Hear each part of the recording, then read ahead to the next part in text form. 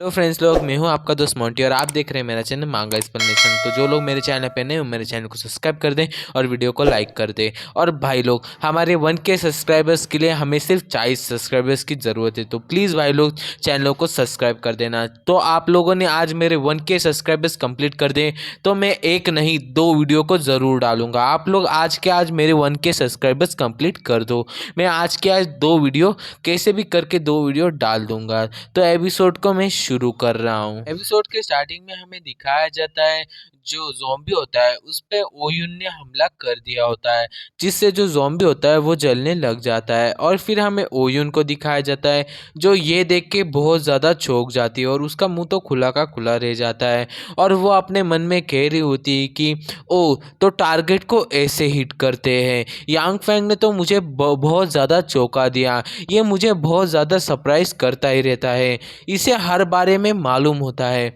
और फिर हमें दिखाया जाता है जो यांग फैंग होता है उसने एक ज़ॉम्बी को मार दिया होता है अपनी तलवार की मदद से। और वो कहता है कि ये लेवल 1 का ज़ॉम्बी इतना भी ज़्यादा पावरफुल नहीं था। और फिर हमें दिखाया जाता है जो ज़ॉम्बी होता है उसके सिर में से जो उसका क्रिस्टल कोर होता है वो भी यांग फैंग बाहर निकाल देता है। और जो क्रिस्टल कोर होता है वो उड़ के जो ओयुन होती है उसके हाथ में जाके गिर जाता है। और फिर हमें दिखाया जाता है जो यांग फैंग होता है वो ओयुन से कहता है कि तुम्हें अपनी पावर्स को कंट्रोल करना सीखना होगा और अपनी स्ट्रेंथ को भी बढ़ाना होगा। हम जल्दी ही तीसरे लेवल के जो रिंग रोड है उस पे जाने वाले हैं, तो हमें वहाँ तक जाने तक तुम्हें अपने आप को बहुत ज़्यादा स्ट्रांग बनाना होगा। और फिर हमें ओयुन को दिखाया जाता है जो अपने मन में कह रही होती है कि क्या यांग फैंग ने उस ज़ॉम्बी को अकेले मारा, क्या ये यांग फैंग की स्ट्रेंथ है या इसकी ताकत है। और फिर वो कहती है कि यांग फैंग ने एक ही स्ट्राइक में उस ज़ॉम्बी को मार भी दिया और उसका क्रिस्टल कोर भी निकाल दिया। यांग फैंग बहुत ज़्यादा पावरफुल है। और फिर हमारा ये वाला सीन यहीं पे कट होता है और फिर हमें दिखाया जाता है सभी के सभी लोगों को, जहाँ पे जो किंगजू होती है वो यांग फैंग से पूछती है कि स्पेशल ट्रेनिंग क्या सबके लिए कंपलसरी है डूड, मुझे बाहर जाके मज़ा करना है कुछ। और फिर वो कहती है कि क्रिस्टल कोर जमा करना और ज़ॉम्बिस को मारना इसमें ज़्यादा मज़ा आता है, तो क्या हम इस ट्रेनिंग को बाद में कभी नहीं कर सकते क्या। और फिर हमें दिखाया जाता है जो यांग फैंग होता है वो कहता है कि हम इस पृथ्वी वाले शहर में हैं और इस शहर के बारे में हमें इस ज़्यादा कुछ भी नहीं मालूम, यहाँ के मॉन्स्टर कैसे हैं और ये कितने ज़्यादा पावरफुल हैं। हमें यान्यू के परिवार को ढूंढने के लिए हमें अपने आप को भी बहुत ज़्यादा स्ट्रांग बनाना होगा, जिससे कि हम आने वाली मुसीबतों का सामना कर सकें।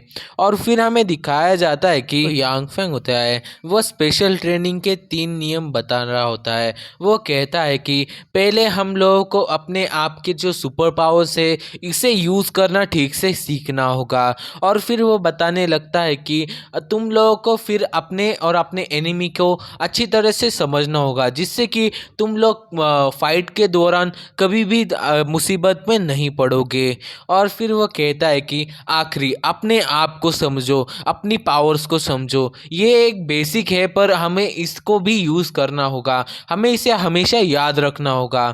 और फिर वो कहता है कि हमें इस सभी चीज़ों को जल्द से जल्द सीखना होगा। और फिर हमें दिखाया जाता है कि जो किंग्स होती है वो कहती है कि मुझे अपने पावर्स के बारे में सब कुछ मालूम है, मेरी जो पावर है वो टेलीपोर्टेशन है, वो किसी भी जगह पे मैं जा सकती हूँ और अपने आप को प्रोटेक्ट करने के लिए है, इससे मैं हर एक मुसीबत से बच सकती हूँ, वहाँ से जल्दी से निकल सकती हूँ और मैं अपने दोस्तों की भी मदद कर सकती हूँ। और फिर वो कहती है कि इसलिए मैं स्पेशल ट्रेनिंग को नहीं करूँगी क्योंकि मुझे अपने पावर्स के बारे में सब कुछ पता है। और फिर हमें दिखाया जाता है जो यांग फैंग होता है वो कहता है कि ठीक है, तो तुम मेरे सवालों के जवाब दो और तुम इस स्पेशल ट्रेनिंग से बच जाओगे। और फिर वो कहता है कि तुम अपने टेलीपोर्टेशन मैजिक को कितनी बार यूज़ कर सकती हो, तुम्हें ये पता है, या फिर तुम कम से कम समय में तुम्हारी जो टेलीपोर्टेशन है उसे कितनी बार यूज़ कर सकती हो या एक दिन में कितनी बार जा सकती हो। और फिर वो कहता है कि तुम कितने लोगों को एक साथ अपने साथ लेके जा सकती हो टेलीपोर्टेशन से और तुम्हें हर एक टेलीपोर्टेशन करने में कितना समय लगता है। और फिर हमें दिखाया जाता है जो किंगजू होती है वो ये सब कुछ बातें सुनने के बाद वो कहती है कि हाँ ठीक है, मुझे इस बारे में कुछ भी नहीं मालूम, मैंने कभी भी इस बारे में सोचा भी नहीं। और फिर हमें दिखाया जाता है कि जो सभी के सभी लोग होते हैं, मतलब यान्यू, डुआनचू, किंगचू, सिनान, सभी लोग सोच रहे होते हैं कि इन सभी बातों के बारे में तो हम लोगों ने सोचा ही नहीं, हमें इस बारे में कुछ भी मालूम नहीं था। और फिर वो कहते हैं कि ये सब कुछ हमें जब हमारी फाइट हो रही हो इसमें हमें प्रॉब्लम आ गई तो हम लोग क्या करेंगे, अच्छा हुआ यांग फेंग ने हमें बता लिया। और फिर हमें दिखाया जाता है जो यान्यू होती है वो ये सब कुछ बातें सुनने के बाद अपने आप को बहुत ज़्यादा उदास कर लेती हैं, क्योंकि वो अपने मन में कह रही होती कि सिर्फ मेरे पास ही सुपर पावर्स नहीं है, मैं सुपर पावर्स के बिना किसी भी काम की नहीं हूँ। और वो कहती कि यहाँ तक कि जो सीनन है उसके पास भी सुपर पावर है पर मेरे पास नहीं है। और फिर हमें दिखाया जाता है जो यांग फेंग होता है वो यान्यू से कहता है कि यान्यू तुम उदास मत होना, तुम्हारे लिए मुझे एक कार्ड मिल नहीं रहा है, जैसे ही मुझे तुम्हें जो सूट होगा वैसा कार्ड मिल जाएगा तो तुम्हें भी अपनी सुपर पावर्स मिल जाएंगी, तो तुम उदास मत होना। और फिर हमें दिखाया जाता है जो यानी होती है वो अपने मन में कह रही होती कि यांग फेंग मेरे बारे में भूला नहीं, उसे मालूम था कि मेरे पास पावर्स नहीं है, पर उसने मेरे लिए कुछ तो सोच के रखा हुआ है, इसलिए उसने मुझे अभी तक पावर दी नहीं है। वो जल्दी ही मुझे एक पावरफुल कार्ड देगा जिससे मुझे भी पावरफुल मैं बन जाऊंगी। और फिर हमें दिखाया जाता है जो यांग फेंग होता है वो यान्यू से कहता है कि यान्यू तुम क्या सोच रही हो। और फिर हमें दिखाया जाता है जो यान्यू होती है अपनी मुंडी को ऐसे ऐसे हिलाती है और कहती है नहीं नहीं कुछ नहीं सोच रही। और फिर जो यांग फेंग होता है वो कहता है कि यान्यू तुम क्या सोच रही हो। और फिर वो कहता है कि मैं इसलिए ये सब कुछ कर रहा हूँ तुम्हारे माता पिता को ढूंढने के लिए, और तुम इस वजह से नाराज़ हो रहे हो कि तुम्हारे पास तुम्हारी सुपर पावर्स नहीं है, तुम कितनी बड़ी डफर हो। और फिर हमें दिखाया जाता, मतलब प्यार से कहता है, और फिर हमें दिखाया जाता है कि जो यांग फेंग होता है वो यान्यू की तारीफ करने लगता है कि तुम्हारे पास अपनी महाशक्ति नहीं है, तुम्हारे पास अपनी पावर्स नहीं है, तो तुम अपने आप को कम मत समझो, तुम अपने आप में ही एक खास महाशक्ति हो, तुम्हारे पास पहले से ही एक टैलेंट है, तुम एक शार्प शूटर हो, तुम्हारा निशाना कभी नहीं चूकता। और ये सब कुछ सुनने के बाद जो यानी होती है उसके गाल बहुत ज़्यादा लाल हो रहे होते हैं और बहुत ज़्यादा शर्मा रही होती है। और फिर हमें दिखाया जाता है जो यांग फेंग होता है वो सभी से कहता है कि दूसरा नियम ये है कि हमें हमारी जो फिजिकल पावर है उसे बढ़ाना होगा, हम सिर्फ उन पोषण के सहारे नहीं रह सकते, हमें अपने आप को भी स्ट्रांग बनाना होगा। और फिर वो कहता है कि अगर हम लोग अपने शरीर को बहुत ज़्यादा स्ट्रांग बना लेंगे तो जब हम लोग मरने की, मतलब हम पे एकदम खतरनाक हमला भी हुआ होगा तो हमारी ताकत बहुत ज़्यादा होगी, उससे हम लोग उस खतरे से बच जाएंगे। और फिर हमें दिखाया जाता है जो यांग फेंग होता है वो तीसरी और आखिरी चीज़ बताने लगता है कि तीसरा भाग टीम वर्क के बारे में है, उस सब के बारे में तो हम लोग ट्रेनिंग कर लेंगे। और फिर हमें दिखाया जाता है जो डुआनजू होती है वो यांग फेंग से कहती है कि पर हम लोग पहले से ही टीम वर्क में बहुत ज़्यादा अच्छी तरह से काम करते हैं तो हम लोगों को इस ट्रेनिंग को रोक नहीं देना चाहिए। और फिर हमें दिखाया जाता है जो यांग फेंग होता है वो उन सभी से कहता है कि तुम सभी लोग जो कह रहे हैं वो भी बात सही है, पर जो टीम मैं कह रहा हूँ उसके बारे में भी सुन लो।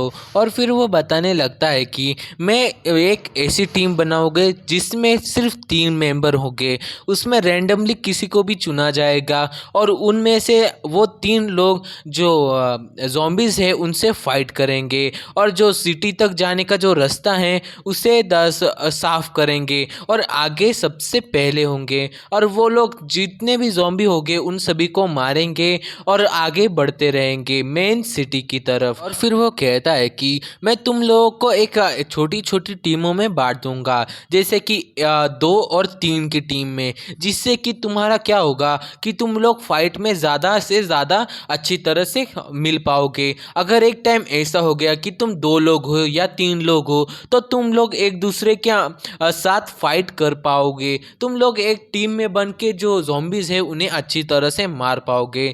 इसलिए मैं तुम लोगों को अलग अलग टीम में डालूंगा और एक दूसरे मतलब ज़ॉम्बीज़ से फाइट कराऊंगा।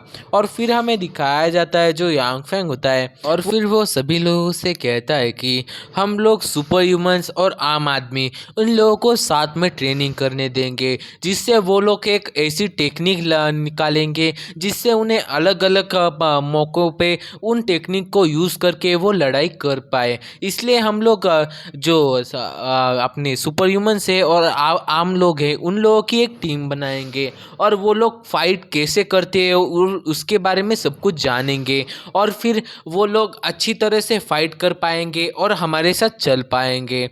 और फिर हमें दिखाया जाता है कि जो डॉक्टर होती है वो यांग फेंग से पूछती है कि इसका क्या मतलब है। इसका मतलब ये तो नहीं कि हम लोग सभी लोग अलग अलग काम करने वाले हैं।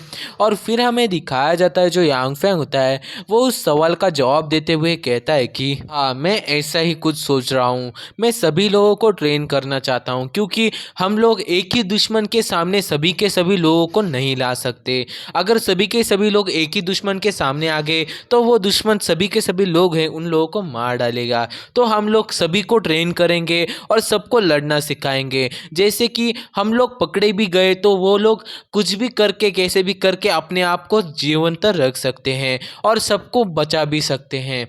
और फिर हमें दिखाया जाता है जो डॉक्टर होती है वो अपने मन में कह रही होती है कि यांग फेंग जो कह रहा है वो सही कह रहा है।